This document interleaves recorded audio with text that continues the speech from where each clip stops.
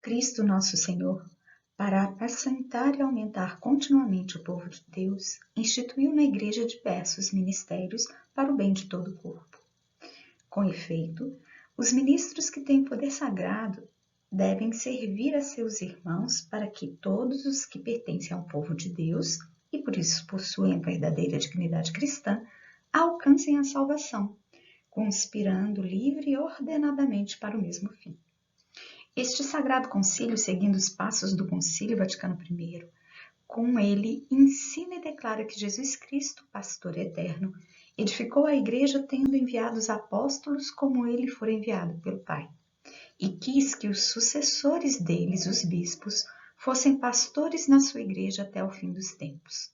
Mas, para que o mesmo episcopado fosse uno e indiviso, colocou o bem-aventurado Pedro à frente dos outros apóstolos e nele instituiu o princípio e fundamento perpétuo e visível da unidade de fé e comunhão. Este Sagrado Concílio propõe, de novo, para ser firmemente acreditada por todos os fiéis, esta doutrina sobre a instituição perpétua, alcance e natureza do sagrado primado do Pontífice Romano e do seu magistério infalível.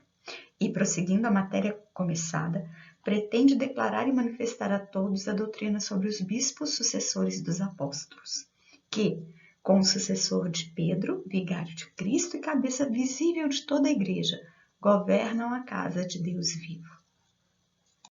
O Senhor Jesus, depois de ter orado ao Pai, chamando a si os que ele quis, elegeu 12 para estarem com ele e para os enviar a pregar o reino de Deus. E a estes apóstolos constituiu-os em colégio ou grupo estável e deu-lhes como chefe a Pedro, escolhido entre eles. Enviou-os primeiro aos filhos de Israel e depois a todos os povos, para que, participando do seu poder, fizessem de todas as gentes discípulos seus e as santificassem e governassem. E deste modo, propagassem e apacentassem a igreja, servindo-a sob a direção do Senhor todos os dias até o fim dos tempos. No dia de Pentecostes foram plenamente confirmados nesta missão, segundo a promessa do Senhor. Recebereis a força do Espírito Santo que descerá sobre vós, e sereis minhas testemunhas em Jerusalém e em toda a Judéia e Samaria e até os confins da terra. E os apóstolos, pregando por toda parte o Evangelho, recebido pelos ouvintes graças à ação do Espírito Santo, reúnem a Igreja Universal que o Senhor fundou sobre os apóstolos e levantou sobre o bem-aventurado Pedro, seu chefe, sendo Jesus Cristo a suma pedra angular. A missão divina confiada por Cristo aos apóstolos durará até o fim dos tempos, uma vez que o Evangelho que eles devem anunciar é em todo o tempo o princípio de toda a vida na Igreja, pelo que os apóstolos trataram de estabelecer sucessores nesta sociedade hierarquicamente constituída.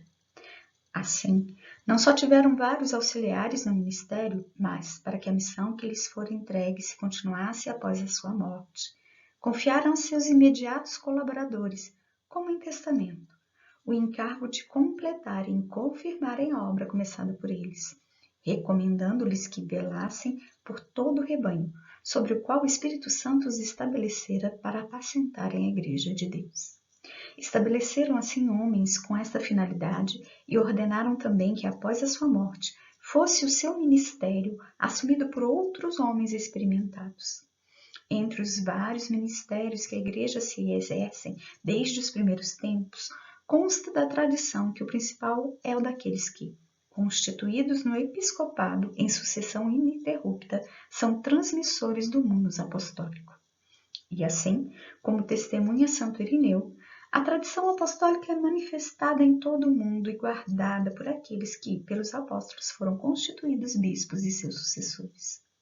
Portanto, os bispos receberam com os seus colaboradores, os presbíteros e diáconos, o encargo da comunidade, presidindo em lugar de Deus ao rebanho, de que são pastores como mestres da doutrina, sacerdotes do culto sagrado, ministros do governo.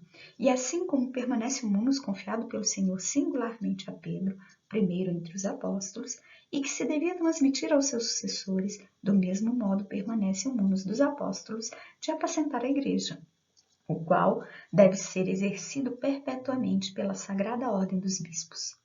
Ensina por isso o Sagrado Concílio que, por instituição divina, os bispos sucedem aos apóstolos como pastores da Igreja. Quem os ouve, ouve a Cristo.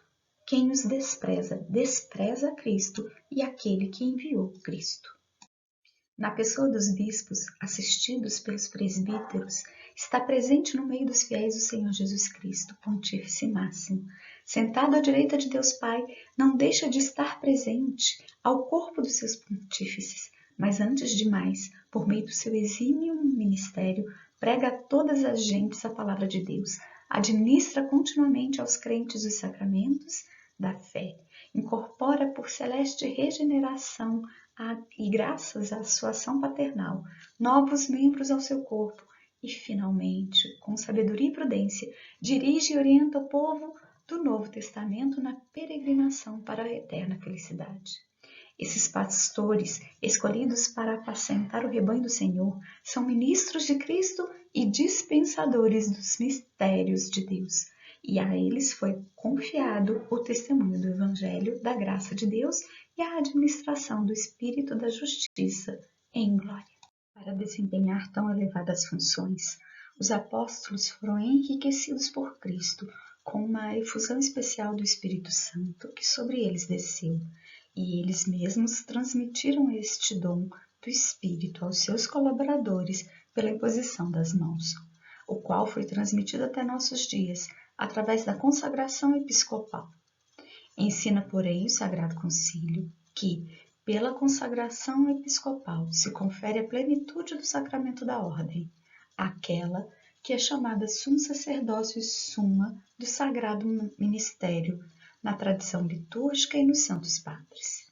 A consagração episcopal, juntamente com o poder de santificar, confere também os poderes de ensinar e governar, os quais, no entanto, por sua própria natureza, só podem ser exercidos em comunhão hierárquica com a cabeça e os membros do colégio episcopal. De fato, consta pela tradição, manifestada sobretudo nos ritos litúrgicos da Igreja, tanto ocidental como oriental, que a graça do Espírito Santo é conferida pela imposição das mãos e pelas palavras da consagração, e o caráter sagrado é impresso de tal modo que os bispos representam de forma eminente o próprio Cristo, mestre, pastor e pontífice, e atuam em vez dele. Pertence aos bispos assumir novos eleitos no corpo episcopal por meio do sacramento da ordem. Assim, como por instituição do Senhor São Pedro e os restantes apóstolos formaram um colégio apostólico, assim, de igual modo, estão unidos entre si o romano pontífice, sucessor de Pedro, e os bispos sucessores dos apóstolos. A natureza colegial da ordem episcopal, claramente comprovada pelos concílios ecumênicos celebrados no decurso dos séculos, manifesta-se já na disciplina, segundo a qual os bispos de todo o mundo comunicavam entre si, e com o bispo de Roma no vínculo da unidade, da caridade e da paz. E também na reunião dos concílios, nos quais se decidiram em comum coisas importantes, depois de ponderada a decisão pelo parecer de muitos. O mesmo é claramente demonstrado pelos concílios ecumênicos, celebrados no decurso dos séculos, e o uso já muito antigo de chamar vários bispos a participarem na elevação do novo eleito ao ministério do sumo sacerdócio insinua já também. É, pois, em virtude da sagração episcopal e pela comunhão hierárquica com a cabeça e os membros do colégio, que alguém é constituído membro do corpo episcopal. Porém, o colégio ou corpo episcopal não tem autoridade a não ser em união com o romano pontífice, sucessor de Pedro, entendido como sua cabeça, permanecendo inteiro o poder de seu primado sobre todos, quer pastores, quer fiéis. Pois o romano pontífice, em virtude do seu cargo de vigário de Cristo, pastor de toda a Igreja, tem nela pleno, supremo e universal poder que pode exercer livremente. A ordem dos bispos, que sucede ao colégio dos apóstolos no magistério e no governo pastoral, e mais ainda, na qual o corpo apostólico se continua perpetuamente, é também juntamente com o romano pontífice, sua cabeça, e nunca sem a cabeça, sujeito do supremo e pleno poder sobre toda a Igreja. Poder este que não se pode exercer senão com o consentimento do Romano Pontífice. Só a Simão colocou o Senhor como pedra e clavário da igreja, e o constituiu o pastor de todo o seu rebanho. Mas é sabido que o encargo de ligar e desligar conferido a Pedro foi também atribuído ao colégio dos apóstolos unido à cabeça. Esse colégio, enquanto composto por muitos, exprime a variedade e universalidade do povo de Deus, e enquanto reunido sob um só cabeça, revela a unidade do redil de Cristo. Neste colégio, os bispos, respeitando fielmente o primado e a chefia da sua cabeça, gozam de poder próprio para o bem de seus fiéis e de toda a Igreja, corroborando sem cessar o Espírito Santo, a estrutura orgânica e a harmonia desta. O supremo poder sobre a Igreja Universal que este colégio tem exerce-se solenemente no Concílio Ecumênico. Nunca se dá um concílio ecumênico sem que seja como tal confirmado ou pelo menos aceite pelo sucessor de Pedro. E é prerrogativa do Romano Pontífice convocar estes concílios, presidi-los e confirmá-los. O mesmo poder colegial pode ser exercido juntamente com o Papa pelos bispos espalhados pelo mundo, contanto que a cabeça do colégio os chame a uma ação colegial ou pelo menos aprove ou aceite livremente a ação conjunta dos bispos dispersos, de forma que haja verdadeiro ato colegial. A união colegial aparece também nas mútuas relações de cada bispo com as igrejas particulares e com a Igreja Universal. O Romano Pontífice, como sucessor de Pedro, é perpétuo e visível fundamento da unidade, não só dos bispos, mas também da união dos fiéis. E cada um dos bispos é princípio e fundamento visível da unidade nas suas respectivas igrejas, formadas à imagem da Igreja Universal, das quais e pelas quais existe a Igreja Católica una e única. Pelo que cada um dos bispos representa a sua igreja e todos em união com o Papa no vínculo da paz, do amor e da unidade, a igreja inteira. Cada um dos bispos que estão à frente de igrejas particulares desempenha a ação pastoral sobre a porção do povo de Deus a ele confiada, não sobre as outras igrejas, nem sobre a Igreja Universal. Porém, enquanto membros do colégio episcopal e legítimos sucessores dos apóstolos, estão obrigados, por instituição e preceito de Cristo, à solicitude sobre a Igreja, a qual, embora não se exerça por um ato de jurisdição, concorre, contudo, grandemente para o bem da Igreja Universal. Todos os bispos devem, com efeito, promover e defender a unidade da fé e disciplina comum a toda a Igreja, formar os fiéis no amor pelo Cristo e principalmente pelos membros pobres, sofredores e que padecem perseguição por amor da justiça. Devem, finalmente, promover todas as atividades que são comuns a toda a Igreja, sobretudo para que a fé se difunda e a luz da verdade total nasça para todos os homens. Aliás, é certo que, governando bem a própria Igreja, como porção da Igreja Universal, concorrem eficazmente para o bem de todo o corpo místico, que é também o corpo das igrejas. O cuidado de anunciar o Evangelho em todas as partes da terra pertence ao corpo dos pastores, aos quais em conjunto deu Cristo mandato, impondo este comum dever, como já o Papa Celestino recordava aos padres do Concílio de Éfeso, pelo que cada um dos bispos, quanto o desempenho do seu próprio ministério permitir, está obrigado a colaborar com os demais bispos e com o sucessor de Pedro, a quem, de um modo especial, foi confiado o nobre encargo de propagar o cristianismo. Devem, por isso, com todas as forças, subministrar as missões, não só operários para a messe, mas também auxílios espirituais e materiais, tanto por si mesmos diretamente, como fomentando a generosa cooperação dos fiéis. Finalmente, os bispos, em universal comunhão de caridade, prestem de boa vontade ajuda fraterna às outras igrejas, em especial às mais vizinhas e necessitadas, segundo o venerando exemplo dos antepassados. Por divina providência, sucedeu que várias igrejas instituídas em diversos lugares pelos apóstolos e seus sucessores se juntam no decorrer do tempo em vários grupos organicamente unidos, os quais salva a unidade da fé e a única constituição divina da Igreja Universal. Tem leis próprias, rito litúrgico próprio e patrimônio teológico e espiritual próprio. Algumas dentre elas, principalmente as antigas igrejas patriarcais, como matrizes da fé, geraram outras que são como que as suas filhas e com as quais permanecem unidas na vida sacramental e no respeito pelos mútuos direitos e deveres. Esta variedade de igrejas locais a convergir para a unidade manifesta mais claramente a catolicidade da indivisa igreja.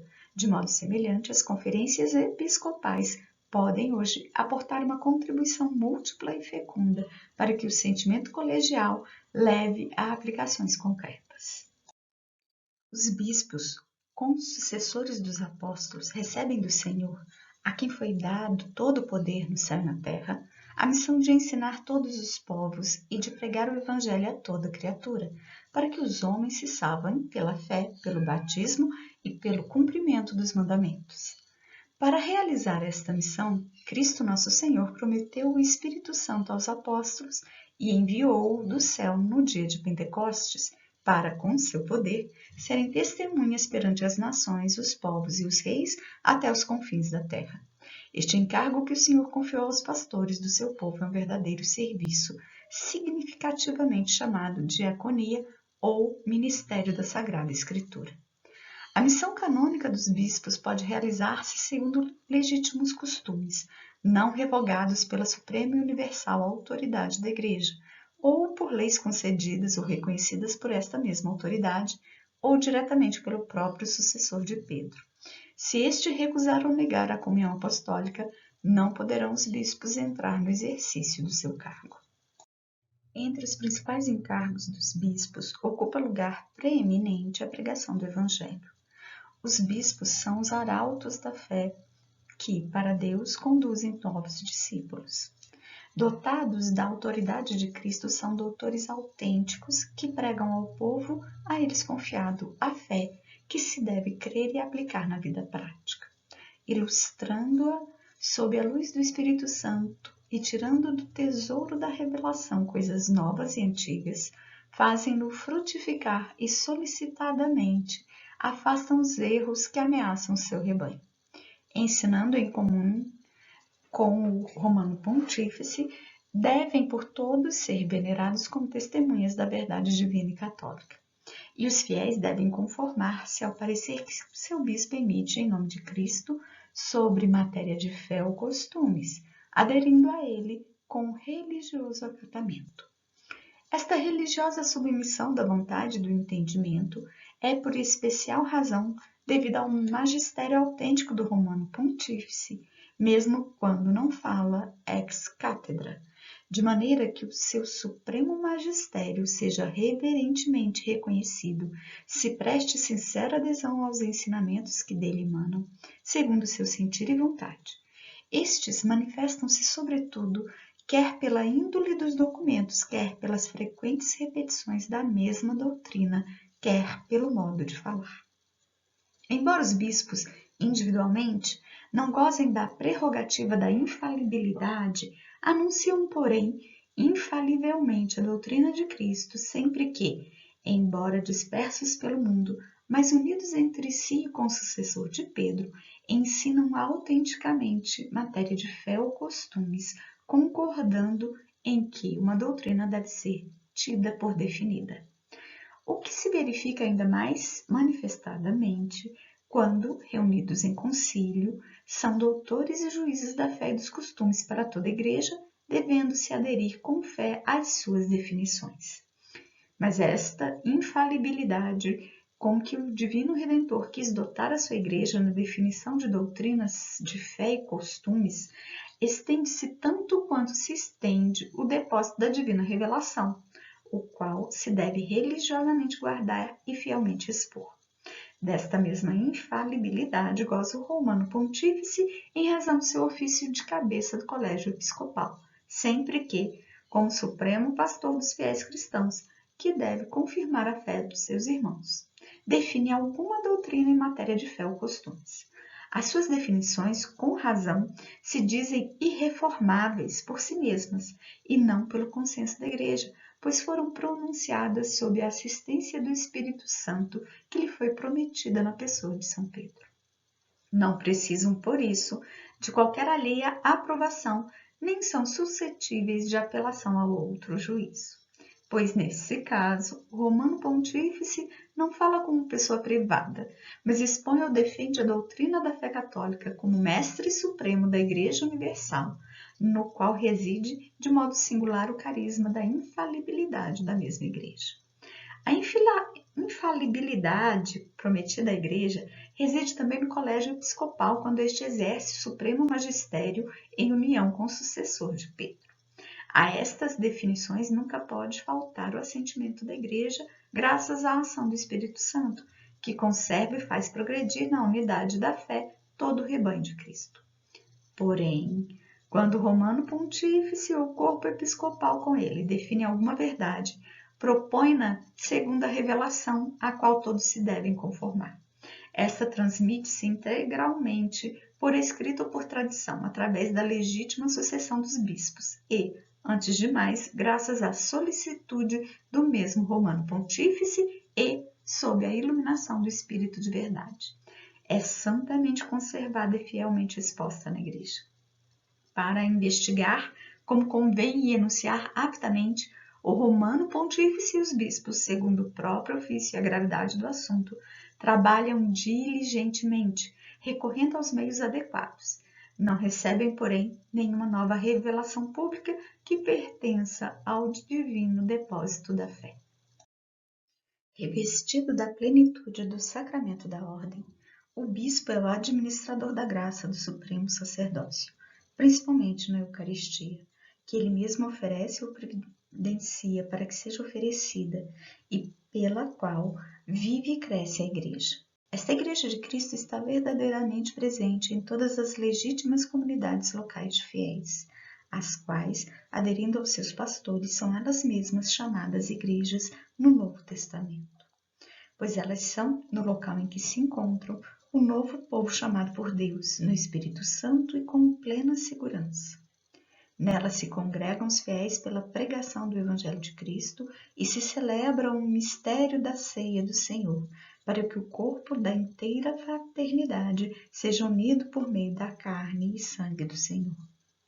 Em qualquer comunidade que participa do altar sob o ministério sagrado do bispo, é manifestado o símbolo do amor e da unidade do corpo de Cristo, sem que não pode haver salvação. Nestas comunidades, embora muitas vezes pequenas e pobres ou dispersas, está presente Cristo, cujo poder se unifica a Igreja Una Santa Católica e Apostólica. Pois outra coisa não faz a participação no corpo e sangue de Cristo do que transformar-nos naquilo que recebemos. Toda a legítima celebração da Eucaristia é dirigida pelo bispo, a quem foi confiado o encargo de oferecer à divina majestade o culto da religião cristã e de o regular segundo os preceitos do Senhor e as leis da Igreja, ulteriormente determinadas para a própria diocese segundo o seu parecer. Desse modo, os bispos, orando e trabalhando pelo povo, espalham multiforme e abundantemente plenitude da santidade de Cristo. Pelo ministério da palavra comunicam a força de Deus para a salvação dos que creem e por meio dos sacramentos, cuja distribuição regular e frutuosa ordenam com a sua autoridade, santificam os fiéis. São eles que regulam a administração do batismo, pelo qual é concedida a participação no sacerdócio real de Cristo. São eles os ministros ordinários da confirmação, dispensadores das sagradas ordens e reguladores da disciplina penitencial, e com solicitude exortam e instruem o seu povo para que participe com fé e reverência da liturgia, principalmente no santo sacrifício da missa. Finalmente, devem ajudar o próprio exemplo àqueles que governam, purificando os próprios costumes de todo mal e tornando-os bons, quanto lhes for possível, com o auxílio do Senhor, para que alcancem, com o povo que lhes é confiado, a vida eterna. Os bispos governam as igrejas particulares que lhes foram confiadas como vigários e legados de Cristo, por meio de conselhos, persuasões, exemplos, mas também com a autoridade e poder sagrado, que exercem unicamente para edificar o próprio rebanho na verdade e na santidade. Lembrados de que aquele que é maior se deve fazer como menor, e o que preside como aquele que serve. Este poder que exercem pessoalmente em nome de Cristo é próprio, ordinário e imediato, embora o seu exercício seja superiormente regulado pela suprema autoridade da Igreja e possa ser circunscrito dentro de certos limites para a utilidade da Igreja ou dos fiéis. Por virtude deste poder, têm os bispos o sagrado direito e o dever, perante o Senhor, de promulgar leis para os seus súditos, de julgar e de orientar todas as coisas que pertencem à ordenação do culto e do apostolado. A eles é confiado em plenitude o encargo pastoral, isto é, o cuidado cotidiano e habitual das próprias ovelhas. Nem devem ser tidos por vigários dos romanos pontífices, uma vez que exercem uma autoridade própria e com toda a verdade são chamados antistetes, dos povos que governam. O seu poder não é, pois, diminuído pela autoridade suprema e universal, mas antes, pelo contrário, é por ela assegurado, fortificado e defendido.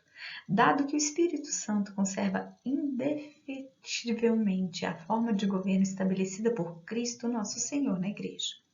O bispo, enviado pelo pai de família a governar a sua família, tem diante dos olhos o exemplo do bom pastor que veio servir e não ser servido, e dar a própria vida pelas ovelhas. Escolhido entre os homens e sujeito às fraquezas humanas, pode compadecer-se dos ignorantes e transviados. Não se recuse a ouvir os súditos de quem cuida como verdadeiros filhos e a quem exorta a que animosamente cooperem consigo. Tendo que prestar contas a Deus pelas suas almas, deve, com a oração, a pregação e todas as obras de caridade, ter cuidado tanto deles como daqueles que ainda não pertencem ao único rebanho, os quais ele deve considerar como tendo-lhe sido confiados pelo Senhor. Devendo, como o apóstolo, dar-se a todos, esteja sempre pronto para todos evangelizar e para exortar os próprios fiéis ao trabalho apostólico e missionário. Por seu lado, os fiéis devem aderir ao seu bispo como a Igreja adere a Jesus Cristo, e Jesus Cristo ao Pai, a fim de que todas as coisas conspirem para a unidade e se multipliquem para a glória de Deus. Por meio dos seus apóstolos, Cristo, a quem o Pai santificou e enviou ao mundo, tornou os bispos, que são sucessores daqueles, participantes da sua consagração e missão. E estes transmitem legitimamente o munus do seu ministério em grau diverso a diversos sujeitos. Assim, o ministério eclesiástico instituído por Deus é exercido em ordens diversas por aqueles que desde a antiguidade são chamados bispos, presbíteros e diáconos. Os presbíteros, embora não possuam o fastígio do pontificado e dependam dos bispos no seu exercício do próprio poder, estão-lhes, porém, unidos na honra do sacerdócio e, por virtude do sacramento da ordem, são consagrados à imagem de Cristo, sumo e eterno sacerdote, para pregar o Evangelho, apacentar os fiéis e celebrar o culto divino, como verdadeiros sacerdotes do Novo Testamento. Participantes segundo o grau do seu magistério, da função de Cristo mediador único, anunciam a todos a palavra de Deus, mas é no culto ou celebração eucarística que exercem principalmente seu mundo sagrado. Nela, atuando em nome de Cristo e proclamando seu ministério, unem as preces dos fiéis ao sacrifício da cabeça e ao sacrifício da missa, representam e aplicam, até a vinda do Senhor, o único sacrifício do Novo Testamento, ou seja, Cristo oferecendo-se uma vez por todas ao Pai como hóstia imaculada. Exercem ainda, por título eminente, o ministério da reconciliação e o do conforto para com os fiéis arrependidos ou enfermos, e apresentam a Deus Pai as necessidades e preces dos crentes.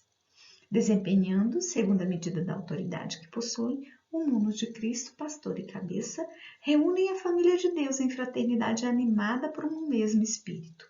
E, por Cristo e no Espírito Santo, conduzem-na a Deus Pai. No meio do próprio rebanho, adoram-no em espírito e verdade. Trabalham, enfim, pregando e ensinando, acreditando no que leem e meditam na lei do Senhor, ensinando o que creem e vivendo o que ensinam. Os presbíteros, como esclarecidos cooperadores da ordem episcopal e a sua ajuda e instrumento, chamados para o serviço do povo de Deus, constituem com seu bispo um presbitério com diversas funções. Em cada uma das comunidades fiéis, tornam de algum modo presente o bispo, ao qual estão associados com um ânimo fiel e generoso e cujos encargos e solicitude assumem segundo a própria medida e exercem com cuidado cotidiano. Sob a autoridade do bispo, santificam e governam a porção do rebanho a si confiada, tornam visível no lugar em que estão a Igreja Universal e prestam uma grande ajuda para a edificação de todo o corpo de Cristo. Sempre atentos ao bem dos filhos de Deus, procurem dar a sua ajuda ao trabalho de toda a diocese, melhor, de toda a Igreja. Por causa dessa participação no sacerdócio e na missão, reconheçam os presbíteros o bispo verdadeiramente como pai e obedeçam-lhe com reverência. O bispo, por seu lado, considere os sacerdotes seus colaboradores como filhos e amigos, à imitação de Cristo, que já não chama seus discípulos servos, mas amigos. Deste modo, todos os sacerdotes, tanto diocesanos como religiosos, estão associados ao corpo episcopal em razão da ordem e do ministério e, segundo a própria vocação e graça, contribuem para o bem de toda a Igreja. Em virtude da comunhão sagrada, ordenação e missão, todos os presbíteros estão entre si ligados em íntima fraternidade que espontânea e livremente se manifesta no auxílio mútuo, tanto espiritual como material, pastoral ou pessoal, em reuniões e na vida de comunhão, de trabalho e de caridade. Valem como pais em Cristo pelos fiéis que espiritualmente geraram pelo batismo e pela doutrinação, fazendo-se de coração os modelos do rebanho, de tal modo dirijam e sirvam a sua comunidade local, que esta possa dignamente ser chamada com aquele nome com que se honra o único povo de Deus todo inteiro, a saber, a Igreja de Deus. No seu trato e solicitude de cada dia, não se esqueçam de apresentar aos fiéis e infiéis, aos católicos e não católicos, a imagem do autêntico ministério sacerdotal e pastoral, de dar a todos testemunho de verdade de vida e de procurar também, como bons pastores, aqueles que, batizados, embora na Igreja Católica, abandonaram os sacramentos ou até mesmo a fé. Dado que o gênero humano caminha hoje cada vez mais para a unidade política, econômica e social, tanto mais necessário é que os sacerdotes em conjunto e sob a direção dos bispos e do sumo pontífice evitem todo motivo de divisão, para que a humanidade toda seja conduzida à unidade da família de Deus. Em grau inferior da hierarquia estão os diáconos, os quais foram impostas as mãos, não em ordem do sacerdócio, mas ao ministério, pois que, fortalecidos com graça sacramental, servem ao povo de Deus em união com o bispo e o seu presbitério, no ministério da liturgia, da palavra e da caridade. É próprio do diácono, segundo for cometido pela competente autoridade, administrar solenemente o batismo, guardar e distribuir a Eucaristia, assistir e abençoar o matrimônio em nome da Igreja, levar o viático aos moribundos, ler aos fiéis a Sagrada Escritura, instruir e exortar o povo, presidir ao culto e à oração dos fiéis, administrar os sacramentos, dirigir os ritos do funeral e da sepultura.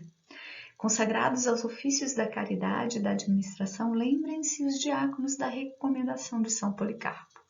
Misericordiosos, diligentes, caminhando na verdade do Senhor, que se fez servo de todos.